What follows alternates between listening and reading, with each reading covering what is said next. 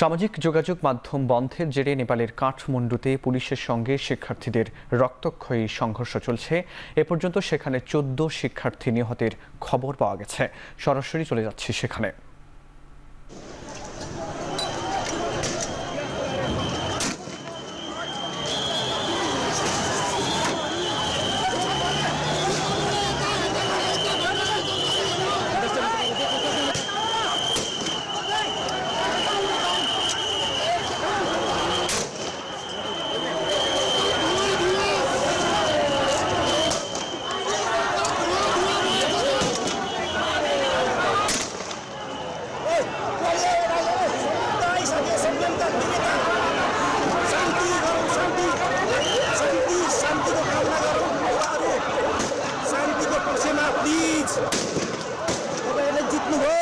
शान्तिको पक्षमा शान्तिको पक्षमा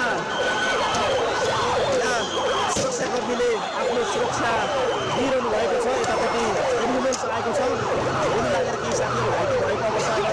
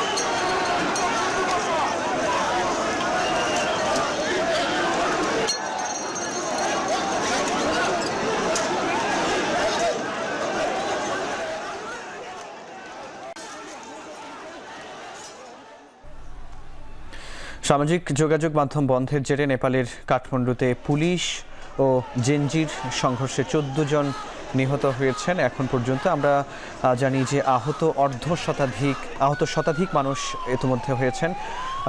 সোমবার দুপুরে পার্লামেন্ট ভবন ঘেরাও করতে তাদের বাধা দেয় পুলিশ।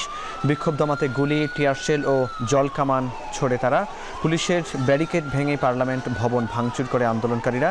পরিস্থিতি নিয়ন্ত্রণে আনতে এরই মধ্যে কাঠমান্ডুতে কারফিউ জারি করেছে দেশটির সরকার। আমরা দেখছি সেখানে এখনও সংঘর্ষ চলছে এবং পুলিশের সঙ্গে শিক্ষার্থীদের সেখানে সংঘর্ষ চলছে এবং এই সংঘর্ষে এখন পর্যন্ত সেখানে 14 জন নিহত হয়েছেন, আহত হয়েছেন শতাধিক মানুষ।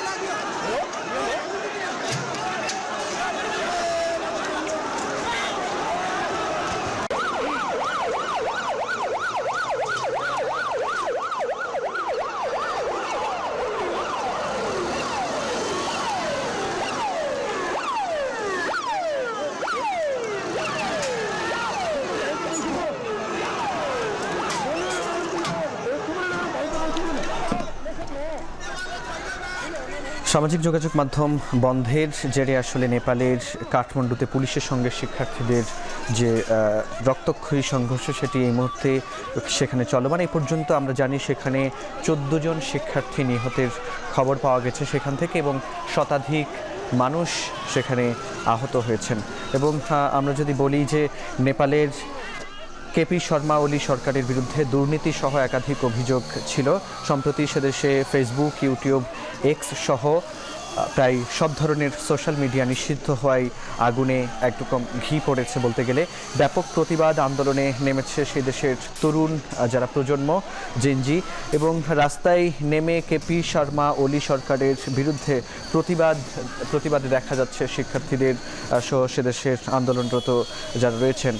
এমনকি একদল উত্তেজিত জনতা সংসদ ভবনের ভিতরে ঢুকে পড়েছে, সেটিও আমরা দেখেছি। বিক্ষোভকারীদের হঠাৎ লাঠিচার্জ করছে পুলিশ। এছাড়া পরিস্থিতি নিয়ন্ত্রণে আনতে কাঠমান্ডুতে কারফিউ জারি করেছে প্রশাসন।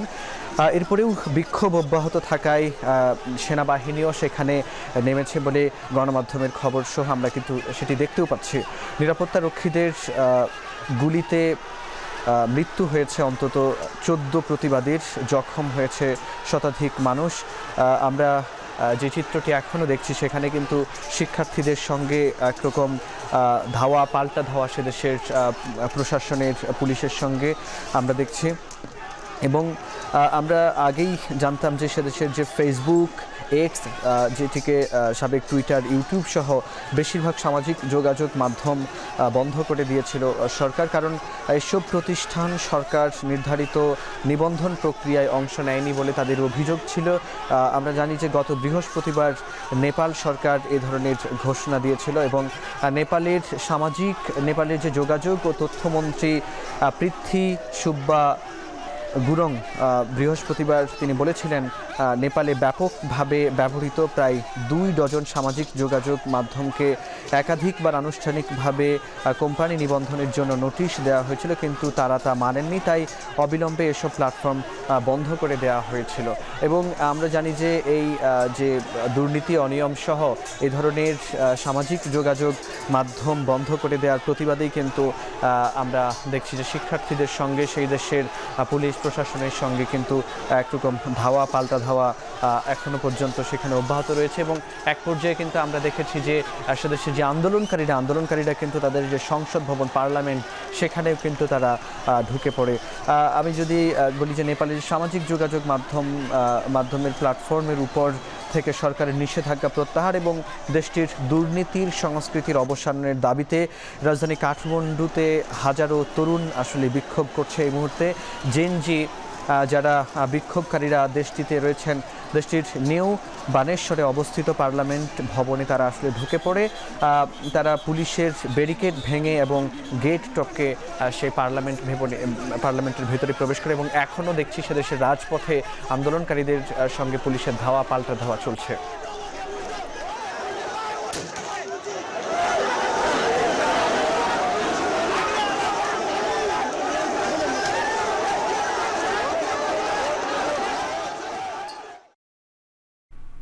সামাজিক যোগাযোগ মাধ্যম বন্ধের জেরে নেপালের কাঠমান্ডুতে পুলিশের সঙ্গে শিক্ষার্থীদের রক্তক্ষয়ী সংঘর্ষ চলছে। এতক্ষণ সরাসরি যুক্ত ছিলাম সেখানেই।